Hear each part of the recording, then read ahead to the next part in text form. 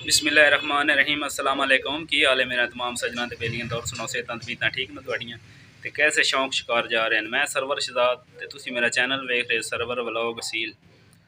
सब तो पहले रिक्वेस्ट है जिन्हें भरावां मेरा चैनल नहीं सबसक्राइब किया वो सबसक्राइब कर लैन, बैल आइकन को प्रेस कर लैन क्योंकि हर आने वाली वीडियो तुहानू सब तो पहले वेखने वास्ते मिलती रहे। जी दोस्तों ये छोटा सारा व्लॉग है, टिप्स भी है ते बिल्कुल आसान है।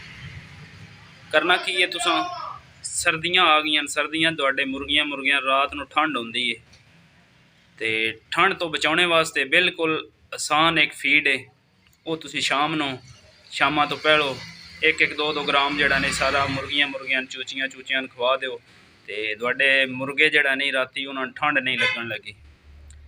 ते ज्यों सर्दियाँ आईयां न ते सुबह वेख्या पट्ठियां पट्ठे जड़ा नहीं पट्ठियां पट्ठे गुट्टे होंदे न उन्होंने वास्ते बिल्कुल आसान फीड है। तो वो मैं तुहानू दसदा। उस तो बाद मैं तुहानू अपने पट्ठियां की शौक भी थोड़ा जिहा करावांगा। वीडियो लम्मी नहीं करनी, वीडियो बिल्कुल शॉर्ट जी वीडियो मैं बनाने लगा। छोटा सारा टिप्स है मैं दोस्तों नाल शेयर कर देवां। करना तुसां की है जवार एक वे जवार आदे नूं मुकई खाने वाले जड़े दाने होंदे उन्होंने भी बंदे आदे न। ते एक होंदी है जवार रत्ती जवार होंदी है वो तुसां ले लेनी है। तो वो तकरीबन जड़ा नहीं अपने मुर्गियां के हिसाब तुसां ना एक एक दो ग्राम जड़ा नहीं उन्होंने देनी है क्योंकि सारे मुर्गे तुहाडे कट्ठे न सारे तुसी जड़ा नहीं थल्ले सट दिओ कच्ची जाई ते मुर्गे तुहाडे खा लैन। तो तुहाडे मुर्गियां दा बिल्कुल सर्दी जड़ी नहीं अंदरों ख़त्म हो जासी।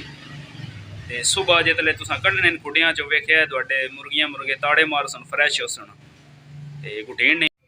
दूसरे नंबर उत्ते फिशल कैप्सूल मच्छी कैप्सूल जिन्ना दिन वो भी तुसी लैके जड़ा नहीं रख सकते हो। वो भी दूजे तीजे दिहाड़े बाद एक एक कैप्सूल जड़ा नहीं मुर्गे न दे दिता अंदरों जड़ा नहीं हीट उन्होंने रवे अंदरों गर्म रहन।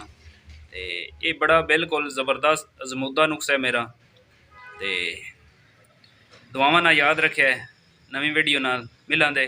और मैं तुहानू थोड़ा सारा शार्ट जी वीडियो अपने पट्ठियां दी विखा देवां। आ मेरे ब्रूसली मुर्गे दा पट्ठा है माशाल्लाह लाजमी आखना दोस्तों तुस देख लो ये जे है साए थल्ले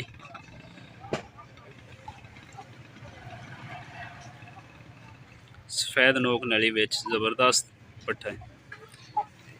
दूसरे नंबर ते आ ब्रूसली मुर्गे दा चूजा है जे तकरीबन कोई 4 महीने का माशाल्लाह।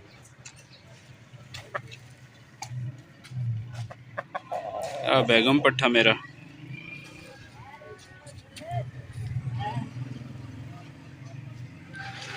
कट के भी